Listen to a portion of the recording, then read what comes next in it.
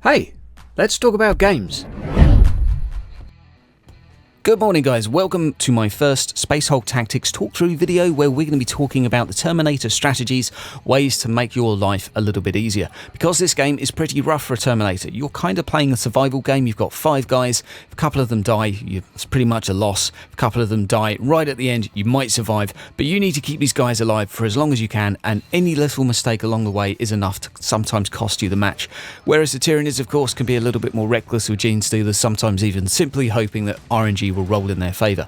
So the question is, how do we mitigate RNG? Well, there are ways to help with this. First up, I want to talk to you about my favourite ability in the entire game. The Librarian himself has the ability to block off a corridor or block off a single tile for a turn. This might not sound like a very big deal, but this has been the difference between me winning and losing nearly every single game. The ability to simply block all movement from enemies and your own units, granted, is immeasurably useful. There may be a corridor full of enemies that you want to prevent coming toward you. Best way to view this is to try and focus your attention so you have 2 directions where an enemy may attack you, and you want to block off the weaker one while you retreat to the area where you are strongest. So when you're making your way towards the exit, a good generic strategy is to use this then to block the area behind you and make a break for the exit and run like hell. As I say, immensely useful, immensely important. I don't think I could have won a single game without it, that is being honest. Next, we have a very similar move, and this comes from the heavy weapon specialist. This is the heavy flamer. Me personally, I think this is the most powerful heavy weapon because it gives you area of control again. This gives you up to 9 tiles, although this will only be 3 wide at any given time, but this allows you to set these ablaze for a single turn, and if you shoot any units, this has a 90% chance to kill them. The fact that it covers an array of tiles, meaning anything trying to move over is pretty much guaranteed to die, and this is of course a glorious way to see a Tyranid go. It's immensely useful, and you do also have access to a card which allows you to make these flames burn for 2 turns, so applying this unit's effects on the ground, turning tail and running like hell is a pretty viable strategy if you ask me. Now, one of the important features I think everyone should know within this game is the use of the T button. If you press it twice when you load into a map, this will bring you up to the option where you can hover over any unit and it will talk you through and explain what the actual buffs are, what they do and how they work. Because when mousing over a unit, especially when you're playing as a Gene Stealer about to attack someone, you don't necessarily know what buffs they have and how good they are. Well, you use this, you can see exactly what they've got. If you notice, for example, this unit has +2 to Overwatch attacks or immunity to jams, then throwing a bunch of Gene Stealers at them to try and jam it is not a good idea. Likewise, if you see a Gene Stealer has been buffed with +2 melee before you go and attack it, you might want to make the decision that shooting it with a bolter would be a little bit safer. Now, moving on from this in terms of buffs, buffs really are the difference between melee being not so viable and very viable. The trouble with melee is if you repeatedly use it unbuffed, you will eventually die and you will eventually lose as a Terminator, simply because the average Gene Stealer will have somewhere between a 17 and 33% chance to kill you on any given melee. That is pretty rough odds. But there are ways to get more buffs. The Blood Angels in particular have a lot of these, the Space Wolves too. I think all of the factions have a fair few of these buffs. The Apothecaries, really, they all have this buff that gives a unit +1 melee for the entire duration, and well, until they die. So this, on its own, only +1, but very, very handy. It will stack up with other things. Going into the guard stance as well improves your chances of surviving dramatically. +2, +3 melee will start putting you into the area where you're getting 95%, etc. Really, really good chance to get a killing blow. The Sergeant with a shield equipped with a couple of these buffs really is a force to be reckoned with, and having a 95% chance to kill something in melee is quite achievable. Always, if you are going for this strategy, I would recommend having the Apothecary stood behind them. Again, this has saved my bacon on numerous occasions, because when he dies, or if he dies, you have a 50% chance to instantly revive him, and then he can carry on smacking stuff. Obviously, you won't have all of the same buffs, but he will be back in action. Now, we move on to the Overwatch stance. Now, Overwatch itself, I think, is one of the essential strategies within this game. It's one of the essential things you will need as a Terminator to survive. There are two things to consider with Overwatch. Firstly, how many tiles are between you and the enemy, and how many opportunities are you going to get to shoot them. If it's only 2 tiles, then it's only a matter of time before you miss. Each shot has around a 30% chance to kill a gene stealer. This means if they are throwing 3 or 4 gene stealers at you and you only have a couple of tiles to shoot them, you are probably going to die within that.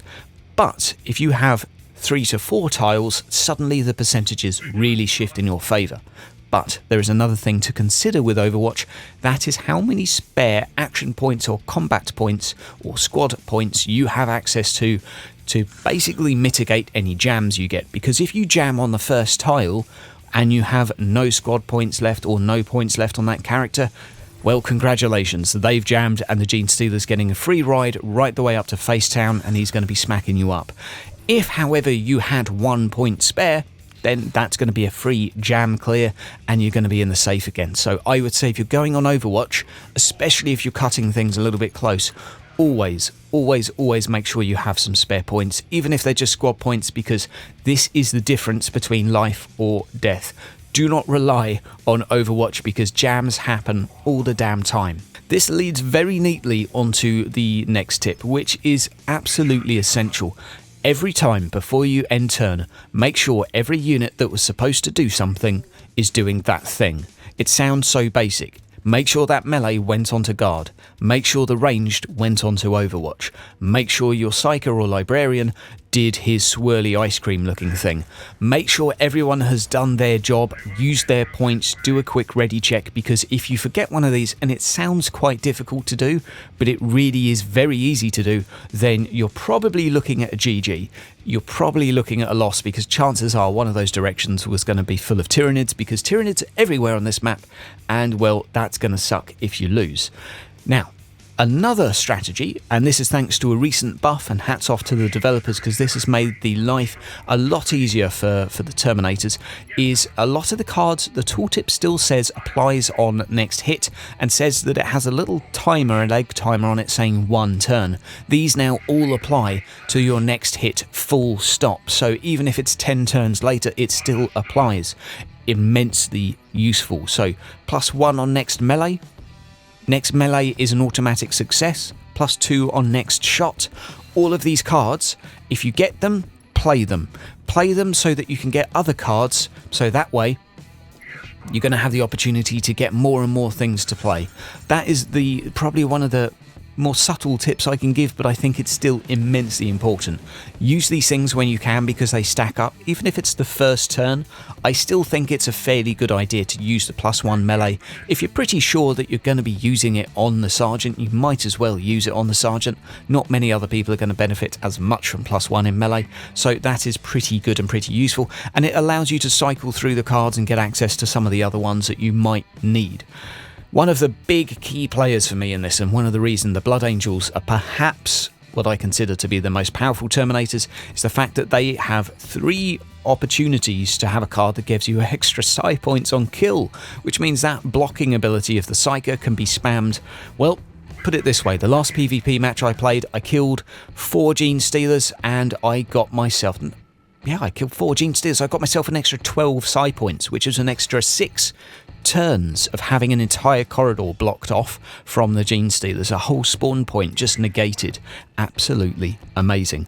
Now, on the subject of negating spawn points, if you stand within 5 tiles, that even applies diagonally, Gene Stealers are going to have a tough time spawning. They can still spawn, and you will forgive me for not knowing this rule exactly, but a lot of the blips will turn into exclamation marks, and it appears that they have to brood in there for some time before coming out, and I'm fairly sure only 1 can spawn at a time, or perhaps even only empty blips can. Again, I need a refresher on the rules on that one, but standing near a spawn point actually makes it harder for the Tyranid to get Tyranids out of that spawn point, so that's something I would really consider and really keep in mind. Lastly, I think it's really important to simply have fun playing this, but take your time on your thoughts and make sure you are thinking clearly about a general approach before you go. My very last tip perhaps is a little bit of self-indulgence, but perhaps check out the streams. I'll leave a couple of links down below of me playing games through. I'm currently on roughly a 50-50 win-loss ratio, and I do think it is very hard on Terminators, but I do think it is doable. You just have to be really on the ball at all times. And you know what? That's why I love this game. Guys, take care. I'll see you around.